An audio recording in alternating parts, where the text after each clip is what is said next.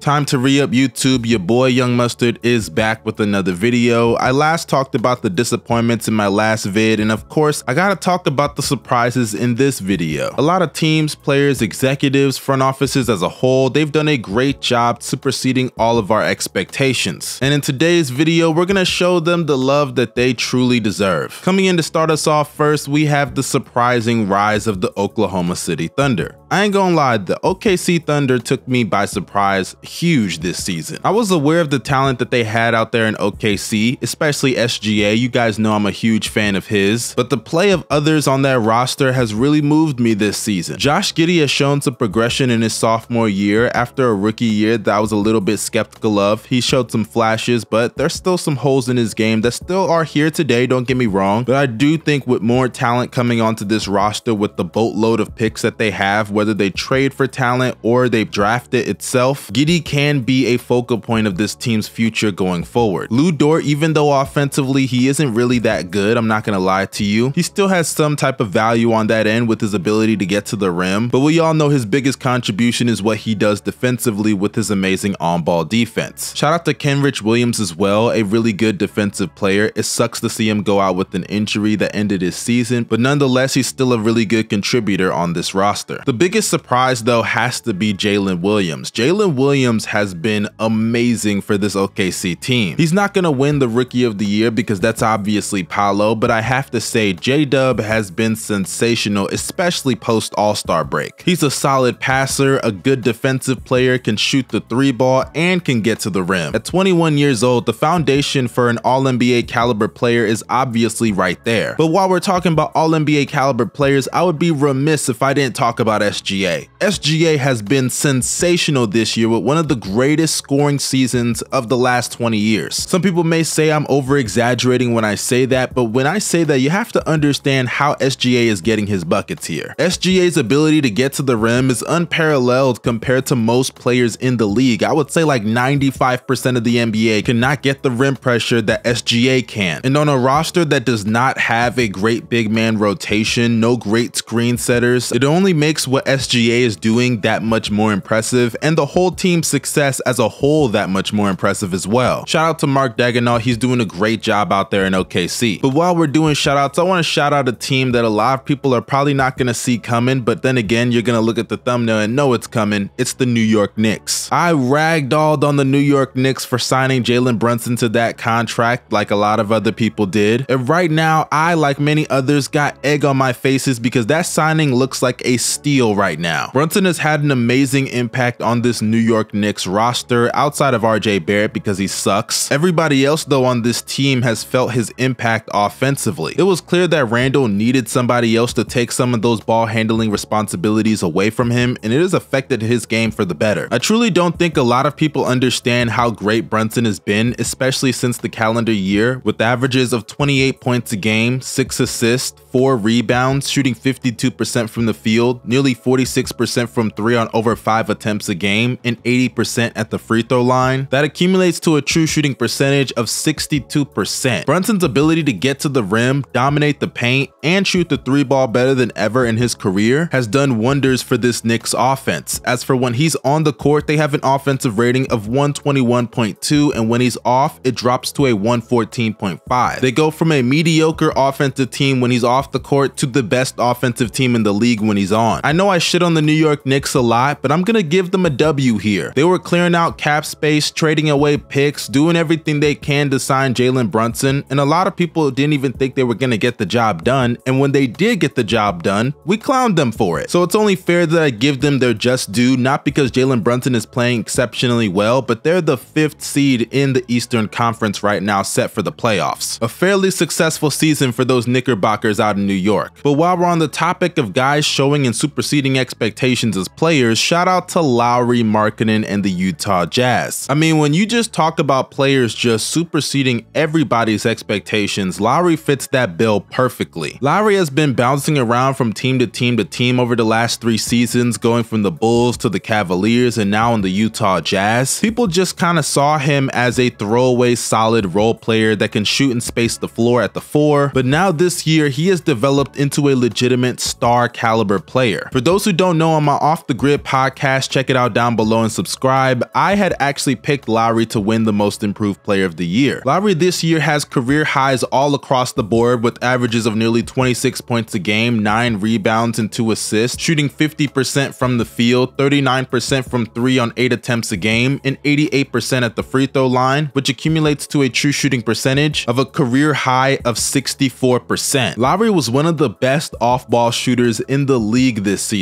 Whether it was in catch-and-shoot situations or coming off of screens, Lowry was amazing at the three-point line this year. He's a great shooter in the pick and pop. The turnaround fade is basically money for him, and I ain't gonna lie, I'm not saying he's Giannis obviously, but if somebody's under the rim, Lowry can be a little sneaky when it comes to his posters, no cap. So shout out to the Utah Jazz making that Donovan Mitchell trade look a lot more even than a lot of people probably thought in the moment. And speaking of trades that look a lot more even than people thought, shout out to the Brooklyn Nets for getting Mikal Bridges, who looks like a legitimate 3-level scorer. I've always been a fan of Mikal Bridges going back to when he was drafted by the Sixers, and I was so appalled when they traded him on draft night, I ain't gonna lie to you. Side note, I heard he kept receipts about that, and I know he's gonna go crazy on them in the playoffs, or at least I'm hoping that he does. In the moment of that KD trade, everybody was so appalled that Mikal Bridges was the best player that they received. But now looking back on it, it looks fairly even, I ain't gonna lie to you. Of course, Mikal Bridges is not Kevin Durant, nor will he ever become Kevin Durant, so we can put that to bed. But at the end of the day, Mikal Bridges is looking like a legitimate 20+ point per game scorer right now. The only issue I have with Mikal Bridges' scoring ability is his lack of rim pressure. He's a little too much of a jump reliant player, but considering his frame and lankiness, it's not surprising that he can't get to the rim at a high rate. Nonetheless though, this scoring explosion he's had this year post All-Star break has been a huge surprise. I mean, we're talking about a 3-and-D guy that was in Phoenix averaging 17, 4, and 4, now in Brooklyn averaging 26, 3, and 5, and he's even more efficient, going from a 57% true shooting percentage to a 61% true shooting percentage in Brooklyn so far. I mean, the last time that we've seen anything like this goes back to like James Harden in OKC when he left to Houston. And I'm not saying Mikal Bridges is gonna become the next James Harden, but right now it looks like the Suns had a gem on their hands that they didn't know of. But while we're on the topic of gems, light the damn beam, because the biggest surprise of this season has to be the Sacramento Kings. If you remember in my season preview, I had the Kings fairly low and I said they're not gonna be that good. I was not a fan of the Sabonis for Tyrese Halliburton trade. I'm still a fan of Tyrese Halliburton, but I'm not gonna lie, the Sabonis trade looks a lot better than I initially thought. The Kings this year have been a historic offense, and it's been all across the board. They have the highest offensive rating in NBA history. They have shooting and floor spacing with guys like Keegan Murray, who's been one of the best rookies of the year, Kevin Huerter, who's been one of the best off-ball players this season, Malik Monk, who has been not only a good floor spacer for them, but has been one of the best bench players in the NBA this season. You got Harrison Barnes, who's been one of their better floor spacers as well, while also contributing on the defensive side of the ball, because nobody's really playing that much defense there. But that brings me to Davion Mitchell, who though offensively has obviously regressed this year, he's been a major contributor defensively on that perimeter. But I would be remiss if I didn't talk about the Fox and the Ox, man. Let's start off with the latter, because Sabonis, I owe you an apology. Even though I still don't think you can win a championship with Sabonis on your team, I still completely undervalued the impact that he can have towards any type of situation in the league. At the end of the day, not everything has to be about championships. I understand the Kings' ultimate goal should be to win a title, just like every team in the league, but for a team like Sacramento that has not made the playoffs since the Bush administration, being a historic offensive team while also winning 48 games, finishing 3rd in the Western Conference, seems like a humongous W for that franchise. And Sabonis has been arguably the biggest contribution towards that success. Averages of 19, 12, and 7 while shooting 62% from the field and 74% at the free throw line cannot go without being stated. His playmaking in those DHOs are really moving me, I ain't gonna cap to you. Outside of Nikola Jokic, you could argue that Sabonis is the second best playmaking big in the league. Actually, this year, I don't even think it's that arguable. Then you throw De'Aaron Fox into the equation, and I have to say, he has been remarkable this season. H-Town represent. You know I love D Fox as a Houston boy. I mean, I've known about this dude since high school at Cy Lakes, man. He's always been a killer. He is gonna run away with that Clutch Player of the Year award, and rightfully so. He has been dominating in those fourth quarters. Of course, he's not not a floor spacer, but they have shooters around him so he can make up for it in other ways, like his ability to attack the rim, as well as his ability to also beat guys off the dribble, get to the mid-range spots, find shooters on the perimeter in his drive and kick situations, be effective in the pick and roll as a ball handler. D Fox has truly cemented himself as one of the better point guards in the league in so many different aspects of the game this season. It's going to be really interesting to watch this Kings team in the playoffs, and look, I understand their defense is completely dog shit, but like many have said, it's just nice to see the Kings actually balling this year. It just feels right, you know what I mean? And quickly, shout out to Mike Brown, man. I mean, you talk about somebody that has rejuvenated their head coaching career, Mike Brown fits that bill perfectly. This is a guy that when he was coaching LeBron James in Cleveland, people were begging for his head to be fired. He then was in Golden State all those past years, and we can now see the impact of him leaving, as that team has taken noticeable dips in a lot of different ways. And this year, as Mike Brown was a defensive-minded coach, he has led them to one of the best offenses in NBA history. Shout out to Mike B. If there's any award that should be a unanimous vote, it should be Coach of the Year going to him. But that wraps up this video, you guys. If you watched this whole thing and you enjoyed it, make sure you press that subscribe button if you're new to the channel, and that bell for post notifications. Don't forget to drop a like on this video as well. It helps me out in the algorithm, and comment your opinions down below. I read my comments, trust me. This is your boy Young Mustard signing out. You guys stay safe and have a blessed day.